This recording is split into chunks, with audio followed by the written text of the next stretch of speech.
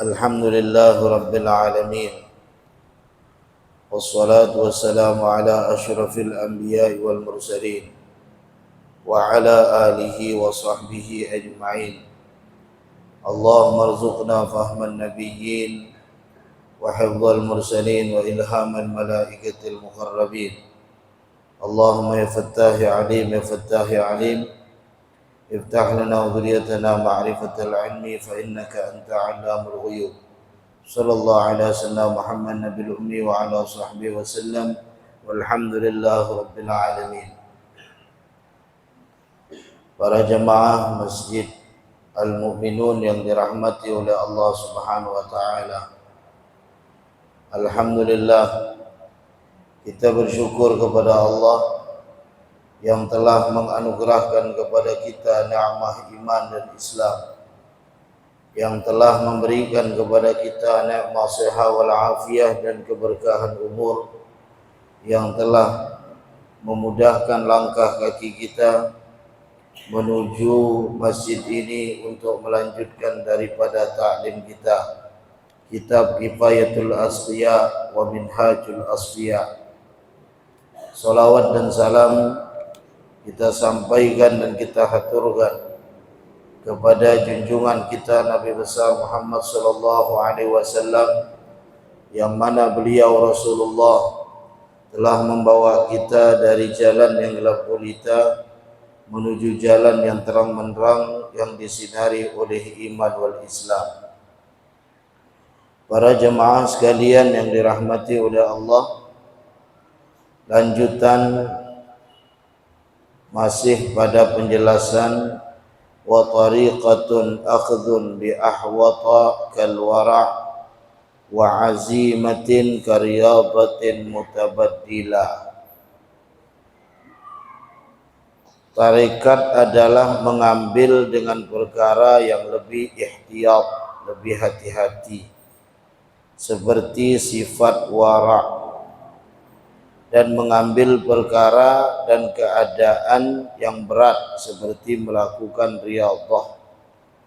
Latihannya dalam menundukkan nafsu atau dalam keadaan melapangkan sepenuh waktu untuk beribadah kepada Allah. Kemarin sudah kita jelaskan tentang wa tariqatun akhdhun bi ahwat kal wara'. Selanjutnya wa azimatin karyabatin mutabaddila. Di sini dijelaskan dengan kata azimah. Azimah itu artinya adalah suatu keinginan yang keras.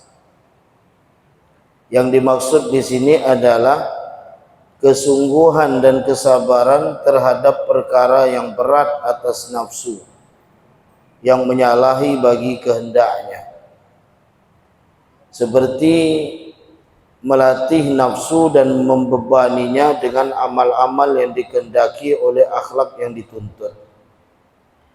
Hakikat daripada nafsu kan ingin dalam suatu keburukan. Ketika nafsu berusaha menjadi penghalang bagi kita untuk kebaikan yang kita lakukan, ketika kita mampu untuk melawannya, maka itu namanya azimah yang dimaksud di dalam qasidah ini, dalam bait syair ini. Artinya sholatus subuh itu berat dengan rasa ngantuk. Kita bisa melawannya, berarti kita sudah memiliki azimah namanya, atau istilah bahasa umumnya azam. Kita berat untuk taklim subuh karena ngantuk yang begitu berat. Lebih baik kewajiban yang sudah saya selesaikan sholat itu sudah cukup. Untuk apa saya duduk di dalam majlis kembali?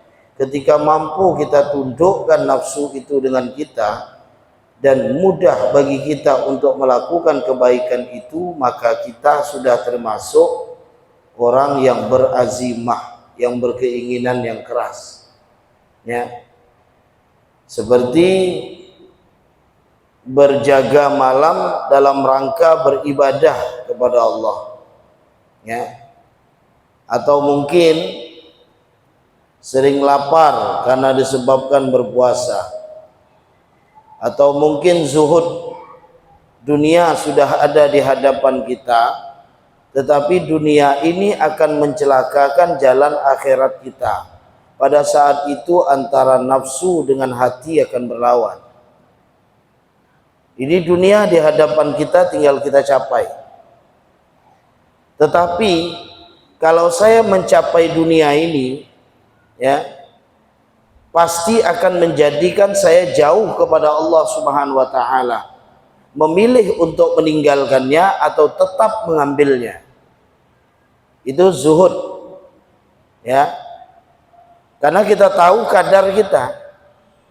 Kadar kita tahu, andaikan dunia telah saya miliki 100%, maka jalan untuk melupakan Allah itu akan lebih ringan.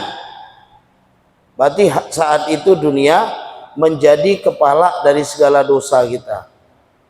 Hubbu ra'su kulli khati'ah. Kepala dari semua dosa dunia pada saat itu.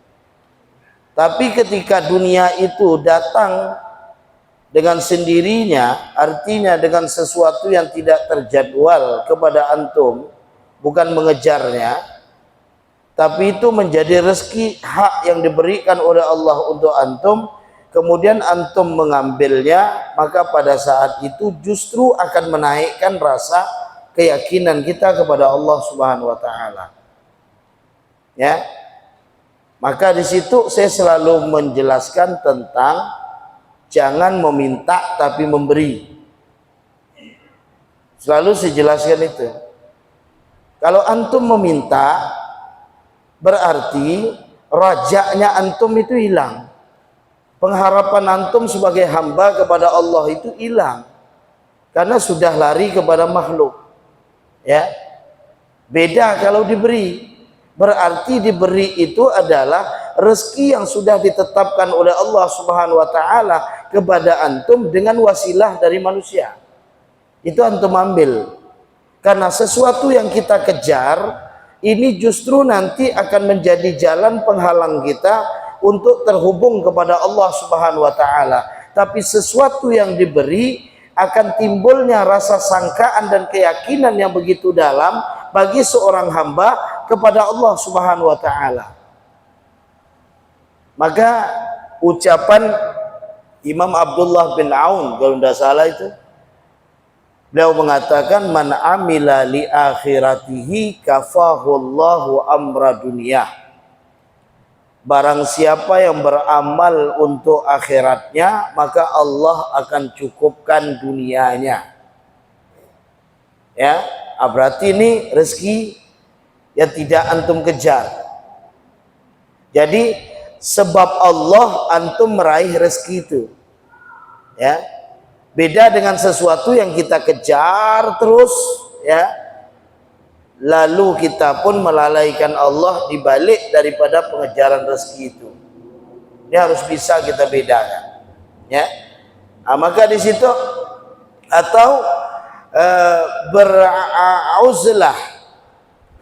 Uzlah mungkin kalau kita maknakan secara hakikinya, ya menjauh diri dari hal dunia.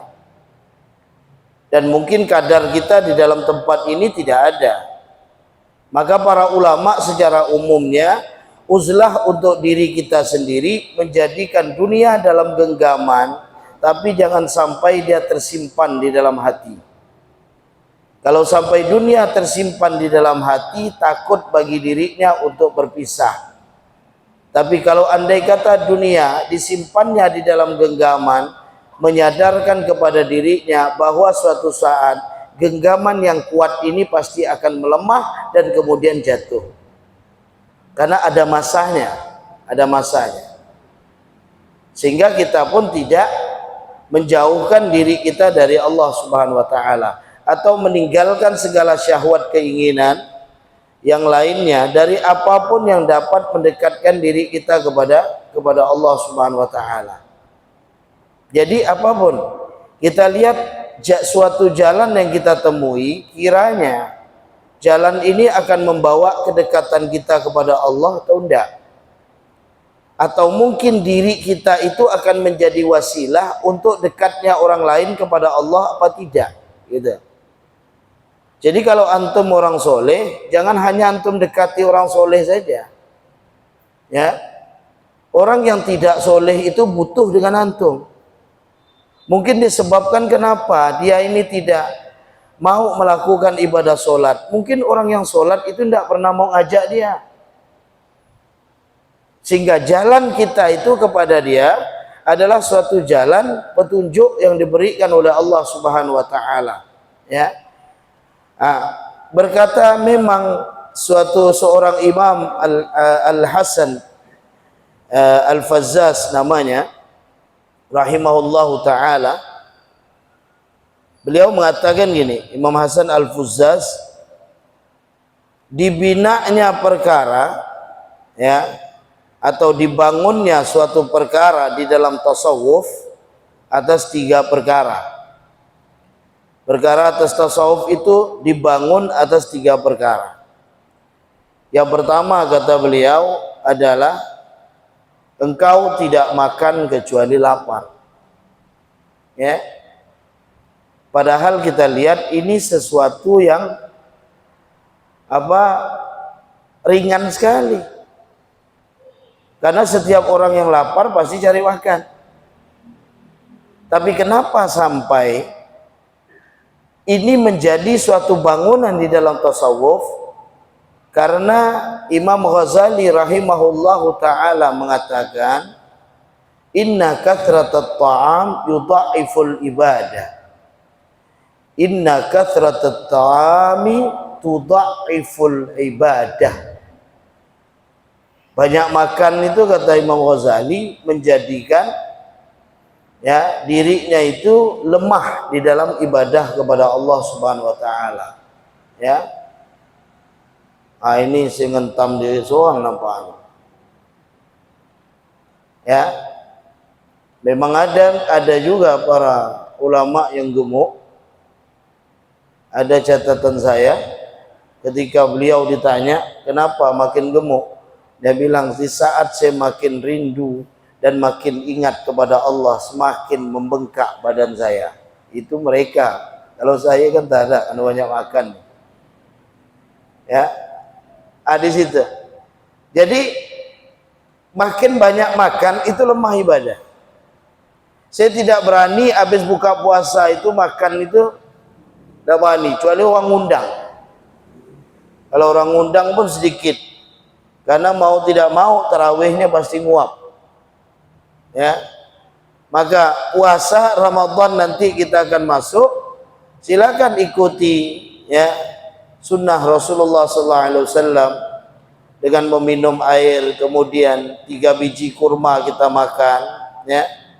Kalau kiranya memang masih lapar bagi antum, silakan, tapi jangan sampai kekenyangan. Karena ujungnya untuk ibadah kepada Allah itu bukan semakin ringan, tapi makin berat, ya. Kita semuanya udah buktikan lah. Dan Nabi Muhammad SAW juga mengajarkan kepada kita, nahnu qaumun la na'kul illa naju' wa idza akalna la nashba. Kami ini adalah suatu kaum, makan itu apabila lapar, dan apabila kami makan tidak sampai kenyang. Itu Rasulullah, ya. Kalau kita nih kebalikannya lah. Kami adalah suatu kaum tidak makan kecuali lapar, dan apabila kami makan sampai kenyang. Itu bedanya kita. Sehingga Rasulullah SAW tingkatan dalam ibadah beliau kuat, ya. Dan para ulama tasawuf, mereka para sufi itu memang menyedikitkan makan mereka dengan tujuan ketahanan makanan ini cuma untuk tahannya ibadah mereka kepada Allah. Kalau kita tidak mampu untuk melakukan di dalam hal itu, minimal niatkan untuk Allah. Kita makan, niatkan untuk ibadah. Kita minum, niatkan ibadah. Sehingga semuanya bisa kita lakukan dengan sunnah. minumnya bisa dengan sunnah, makannya bisa dengan sunnah, ya. Kalau kita niatkan untuk ya Allah Subhanahu wa taala. Kemudian yang kedua kata beliau, engkau tidak tidur kecuali ketika tidak dapat untuk menahannya. Tidak tidur kecuali ketika tidak dapat menahannya. Seingat cerita dari guru kita Al-Ustadz Ismail Ayyub, mudah-mudahan beliau sehat walafiat. Beliau seorang yang begitu dekat dengan Abuya Allah Yarham Habib Hasan bin Ahmad Baru. Dekat. Tidak boleh keluar dari pondok beliau. Orang Pontianak, orang Kalimantan Barat. Saya pernah masuk kampung beliau, Sungai Bemban. Subhanallah, saya tanya, kita kalau ada orang yang dekat dengan ulama, tanya bagaimana sifat dari para ulama itu yang bisa kita ambil dalam kebaikannya. Cari. Jadi Ustaz Ismail itu cerita, beliau Habib Hasan Baharun itu tidak pernah tidur lama. Jadi ketika sibuk ini dikerjakan, ini dikerjakan sampai ngantuk. Suatu saat saya nyusun ijazahnya anak-anak sekolah, kata beliau, anak-anak pesantren. Saat itu Abu Yal Habib Hasan Baharun bilang, Ismail, saya tidur dulu. Meletakkan kepala sebentar, langsung tidur. Beliau panggil, Ustaz Hasan, ya. Karena memang Abu Yal Habib Hasan Baharun itu senang memanggil diri beliau dengan Ustaz, ya. Sehingga udah tidur langsung. Ustaz Ismail heran, subhanallah, baru gak bilang tidur, letak kepala langsung tidur. Letak kepala langsung tidur. Setelah itu, begitu bangun, apa nasihat beliau? Wahai Ismail, jadikan tidur yang mencarimu, jangan engkau yang mencari tidur. Saat itulah kau menemukan kenikmatan yang diberikan oleh Allah di balik tidur itu. Subhanallah. Kalau kita jamaah, kira-kira kita cari tidur kan tidur dari kita. Maka kata beliau, di saat engkau mencari tidur, ya, pada saat itu engkau bertergantungan dengan tidur itu. Kapan kebaikan itu bisa kau lakukan? Tapi di saat tidur mencarimu, maka pada saat engkau masih dalam keadaan melek, sadar, lakukanlah suatu kebaikan. Di saat tidur mencarimu, saat itulah kenikmatan hakiki akan kau temui. Langsung saya terima kisah ini dari beliau.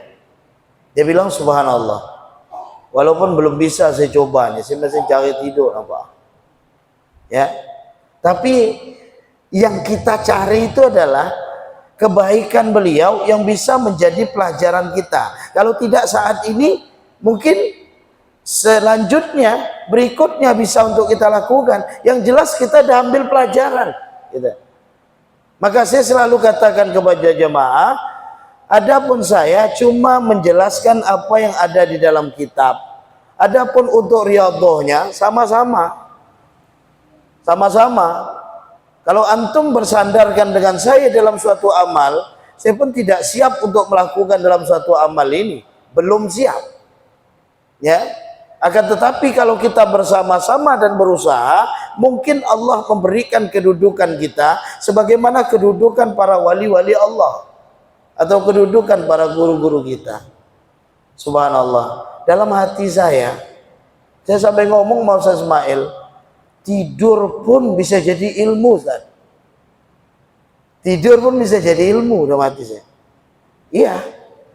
Sehingga setelah 15 menit bangun beliau. Alhamdulillah. Ustaz Ismail nanya, Ustaz Hasan, macam mana antum bisa tidur sebentar ini? Ya kan tidur cari anak. Jadi begitu anak kejam mata, saat itu kenikmatan yang 15 menit ini mungkin sama dengan orang yang tidur 15 jam. Masya Allah. Ya, seperti Uzair yang tidurnya 100 tahun. Dia kira tidurnya 1 jam atau tidur 1 hari. 100 tahun ditidurkan oleh Allah. Ashabul Kahfi itu ditidurkan 309 tahun. Karena kenapa? Bukan mereka yang cari tidur, tapi tidur itu yang mencari mereka. Di saat mereka sadar, mereka pun memikirkan suatu yang dapat menjadikan kebaikan di dalam amal mereka kepada Allah Subhanahu wa ta'ala. Ya, ini yang kedua. Yang ketiga, tidak dapat ya engkau tidak berbicara kecuali ketika darurat. Ya, kecuali ketika darurat. Memang ada di dalam kitab Allahumma shalli ala sayyidina Muhammad. Nah, Tazkiyatun Nufus yang dikarang 3 imam, Ibnu Rajab Al-Hambali, Ibnul Jauzi dan Abi Hamid Al-Ghazali. 3 imam itu mengarangnya. Dijelaskan di situ namanya Sumumul Qalbi Al-Arba'ah. Situ judulnya gitu. Di pembahasannya itu. Racun hati yang 4. Racun hati itu 4. Yang pertama adalah fudulul kalam, banyak berbicara. Yang kedua adalah fudulul ta'am, banyak makan. Yang ketiga adalah fudulun nazar, banyak melihat ke tempat yang diharamkan oleh Allah. Yang keempat fudulul mukhalatah, banyak bergaul yang melupakan kita kepada Allah. Yang di sini saya ambil, yang kita bahas adalah tidak berbicara kecuali ketika darurat. Karena di antara racun hati di situ adalah fudulul kalam. Banyak ngomong, banyak berbicara. Sehingga jangan heran memang orang-orang yang arif, ahlul ma'rifah yang berjalan kepada Allah Subhanahu wa taala, mereka menyedikitkan berbicara dan memperbanyak amal. Ya. Banyak diamnya. Ketika dia memperbanyak diam bagi diri mereka, karena mereka memang berusaha supaya tidak terjerumus kepada racunnya hati.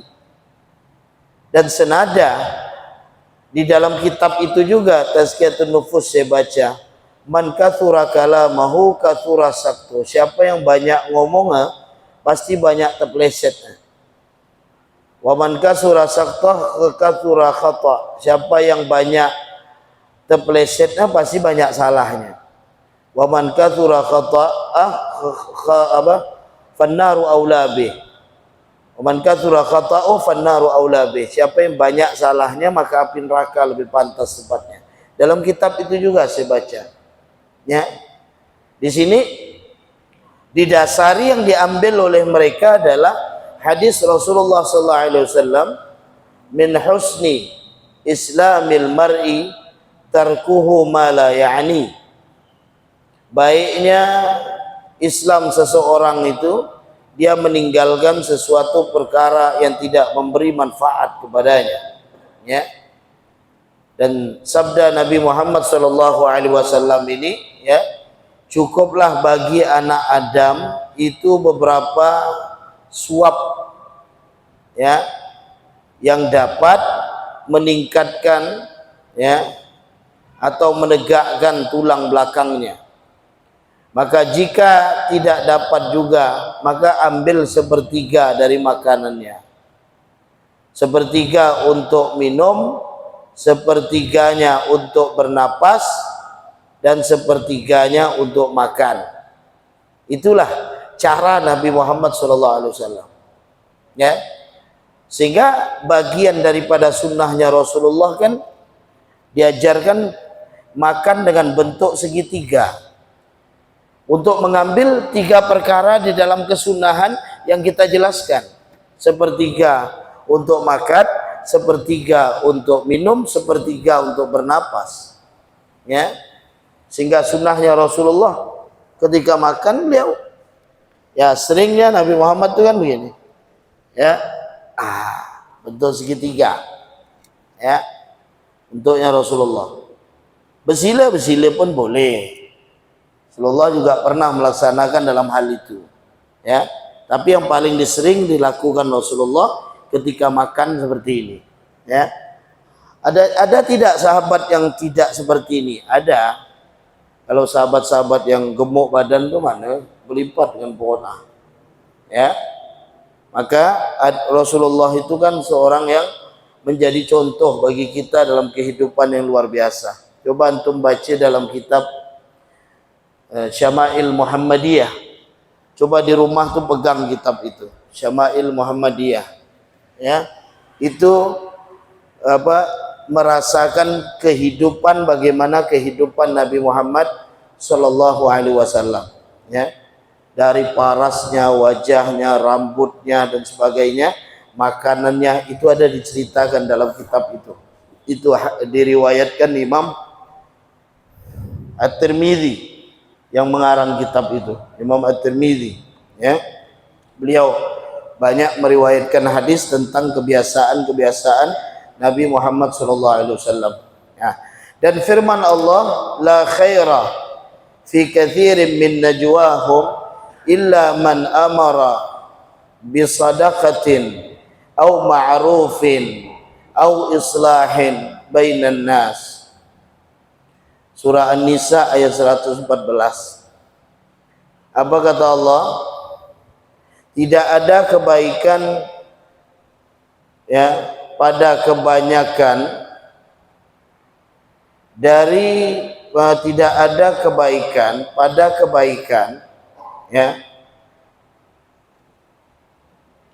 atau bisikan mereka kecuali orang yang menyuruh agar bersedekah atau menyuruh kepada perkara yang ma'ruf atau mendamaikan au islahin bainan nas, atau mendamaikan di antara manusia, ya.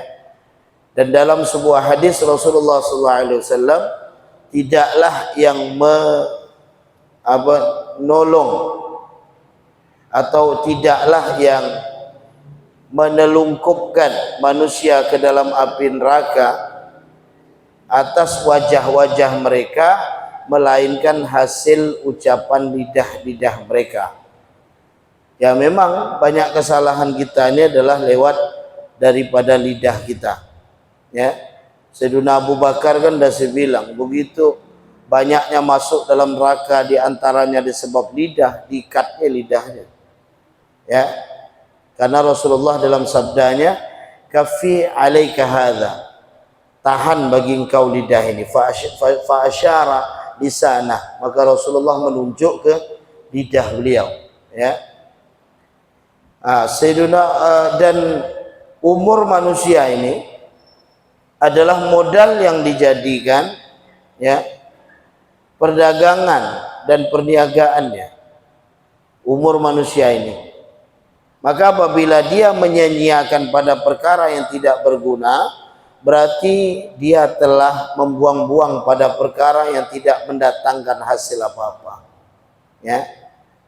Jadi ibaratkan dagangan umur kita ini. Dan kita tidak tahu kapan dagangan yang dibeli ini rusak. Suatu saat kan akan rusak ini, ya. Barang yang disayang-sayang ini suatu saatnya akan rusak tubuh kita ini.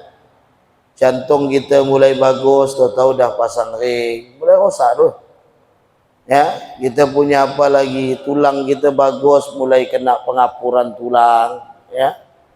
Rambut kita yang keren hitamnya dengan belah tengahnya, subhanallah, dah mulai putih semua, atau mungkin mulai hilang. Itu kan saat-saat kita tuh akan menjadi barang yang tidak terpakai nanti, yang ujungnya kita juga akan dimasukkan pada tempat yang kotor, ya, pada tempat yang kotor. Maka hubungkan antara diri kita kepada Allah Subhanahu wa taala.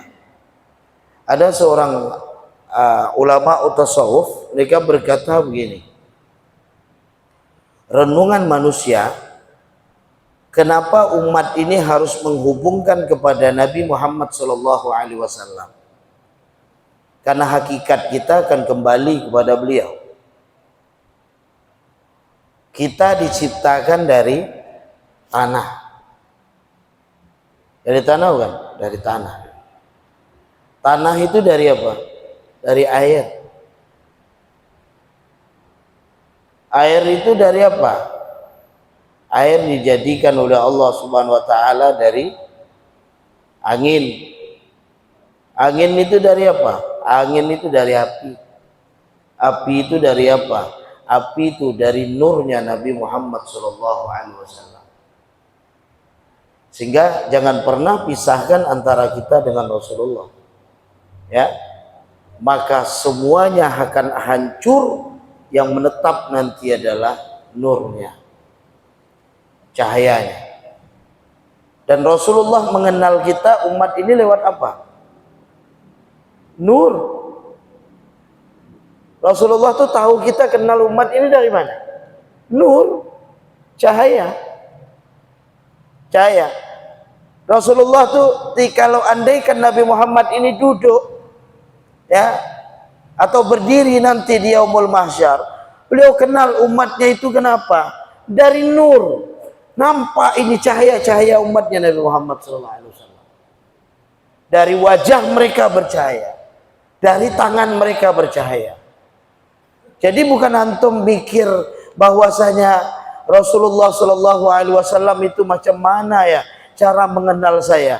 Kita paham saja. Hakikatnya adalah dari nur, dan kemudian akan mengenal seorang hamba kepada nur, karena apa? Unsur-unsur tadi semuanya terpecah, semuanya lenyap. Yang sisa adalah nur. Yang sisa adalah nur. Maka dikenalkan kepada kita semuanya lewat dari nur-nur, cahaya-cahaya. Ya, jadi jangan bingung. Tinggal kita cari pembentukan cahaya itu bagaimana, cari jalannya. Kalau kita kembali kepada hadis Rasulullah SAW, ya, solat itu cahaya. Solat itu adalah cahaya. Sehingga orang yang tidak pernah solat jangan ngarap untuk bercahaya. Ya, jangan antum cari keindahan wajah antum pada apa kerapian antum, tapi carilah keindahan wajah antum ketika antum memperindah diri antum untuk menghubungkan kepada Allah Subhanahu wa taala. Maka saat itu Allah akan berikan keindahan pada antum. Ya, dengan sendirinya. Tidak perlu antum membuat indah, tapi orang lain akan melihat antum dengan penuh keindahan. Ya, karena menghiasi diri kita dengan hiasan yang dilakukan Nabi Muhammad SAW. Kalau dalam tasawuf itu dua hal, tahalli dan takhalli namanya. Itu hiasan kita tuh, tahalli dan takhalli. Tahalli melakukan akhlak yang terpuji, dan takhalli menjauhi yang tercela. Dua hal itu. Maka nanti nampak cahaya-cahaya dari umat ini. Di dalam hadis dari siapa tuh? Abi Malik Abi Musa al-Asy'ari wala. Ya. Yang kedua adalah sabar. Sabar itu juga cahaya. Hadisnya panjang. Hadisnya Allahumma shalli ala sayyidina Muhammad. Subhanallah tamla'ul mizan, at-tuhuru syatrul iman, walhamdulillahi tamla'ul mizan, wa subhanallah walhamdulillah tamla'ani ma bainas sama'i wal ard, wassalatu nurun, wassadaqatu burhanun, wasadru diya'un, wal qur'anu hujjatun laka aw 'alaika, kullun nasi yaghdu fa bai'un nafsahu fa mu'tiquha aw mubiquha. Ini hadisnya. Ya, kebersihan kesucian itu sebagian dari iman. Subhanallah itu akan memenuhi timbangan. Subhanallah walhamdulillah akan memenuhi langit dan bumi.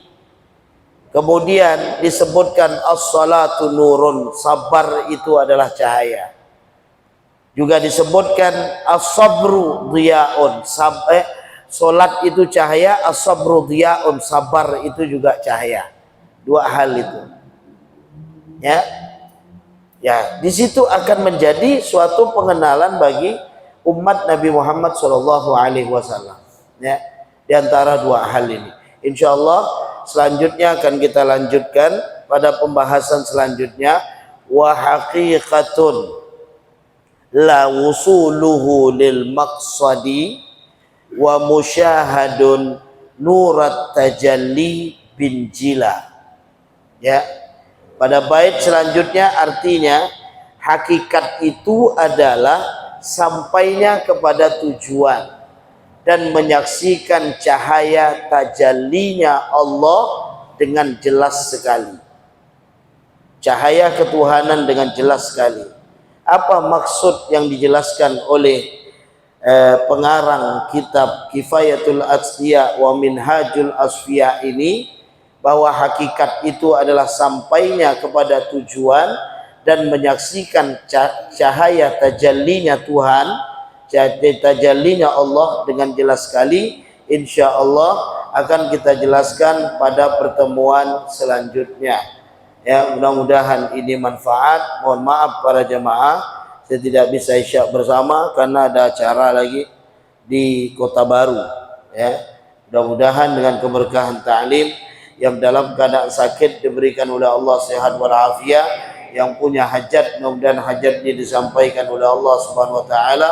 Mudah-mudahan dengan keberkahan ta'lim Allah sampaikan semuanya ke tanah suci Mekah wal Madinah, diadal haji wal umrah wa ziyarat qabri Nabi Muhammad sallallahu alaihi wasallam, dan Allah perlihatkan kita wajah Nabi Muhammad walaupun dalam keadaan mimpi ataupun sadar kita. Ya mujibas sailin istajib du'aana ya rabbal alamin. Rabbana ya rabbana inna nas'aluka ya Allah an turiyana wajha nabika Muhammadin sallallahu alaihi wasallam manaman wa yaqadatan ya rabbal alamin.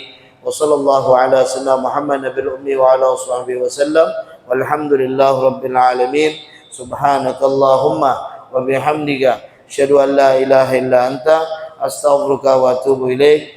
Assalamualaikum warahmatullahi wabarakatuh.